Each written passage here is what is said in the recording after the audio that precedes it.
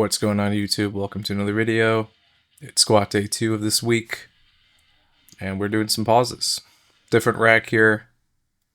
Just felt like getting a different angle, and I kind of like this one better. It's got better natural sunlight and less obstacles in the way to film.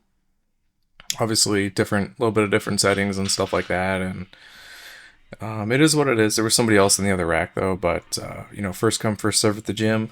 That's kind of the etiquette that you would normally have.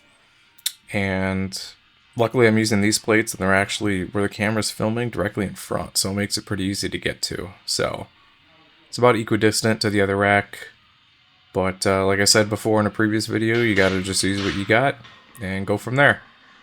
So luckily not a lot of people in this area to really go, so I can get all the angles I need. And a slower day, with these holidays, people are on vacation, people are taking time away, whether they're on vacation from work or kids are on vacation from school. But I'm still training. I'm always going to train. I'm always going to try to be active and do the things that I like to do. To me, I don't really measure it by calendar days. I measure it by training days. And obviously, you do your job to pay your bills and everything. But ultimately, when it comes to training, I kind of teach it like a separate entity. It's kind of its own thing. It's got its own training protocol. It's got its own recovery system and planning. And that's what I really like to do. I don't just kind of come in and throw weight on a bar. I'm trying to gradually increase my work capacity, the weight moved, and stuff like that. So I like structure. Some people can freestyle it more and, make progress that way. But especially when you're injured, I just like having a structured plan, prognosis to really, make things better for yourself. So, nice angle here, kind of showing. And I will admit, some of these videos, I am cutting depth a little bit more. I think the stress of squatting that many times a week was starting to really get to me. And so, it's really hard to do mobility and stretching when you have an injured arm.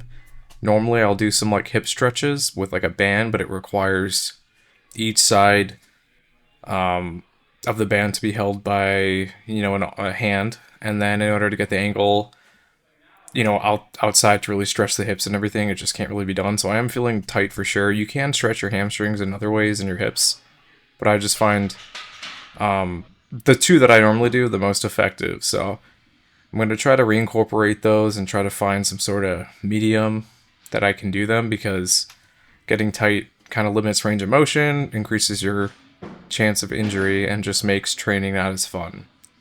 And I want to start incorporating more cardio, but I'm trying to be cognizant of the wound area to make sure that sweating doesn't cause too much of a reaction, especially in these earlier days post-surgery.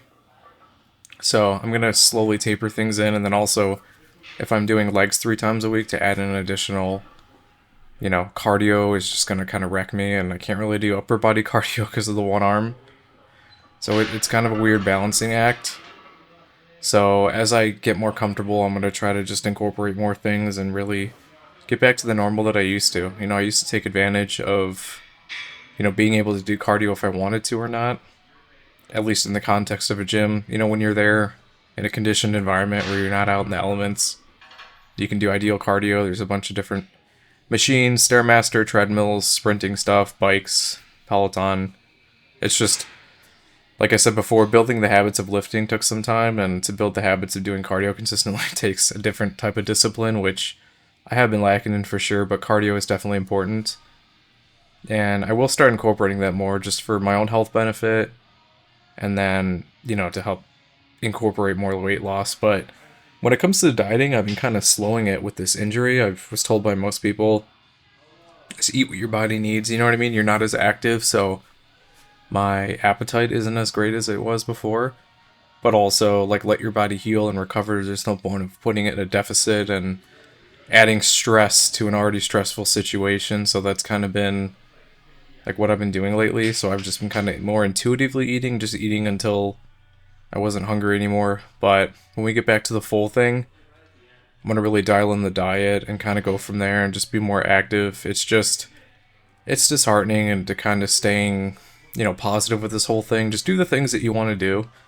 And then as things heal up and get better, you can incorporate more and take on more responsibility. It's just, You know, first time this has happened to me, so I'm really just kind of working on improving, working on being as efficient as possible, and then reevaluate and going forward. So, once again, thanks for watching the video. Like, comment, subscribe. See you in the next one.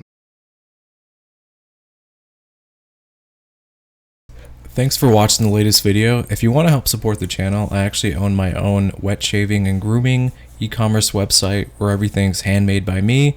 It's www.apexsoaps.com, and you can get a 10% off code using wet shaver. We've got some cool scents here. We've got some Coca-Cola scents, a horchata scent, traditional barbershop, just some really cool stuff, and you can purchase samples or you can buy the whole set. If you have any questions, feel free to reach out via email. Be quick to respond. Thanks for watching.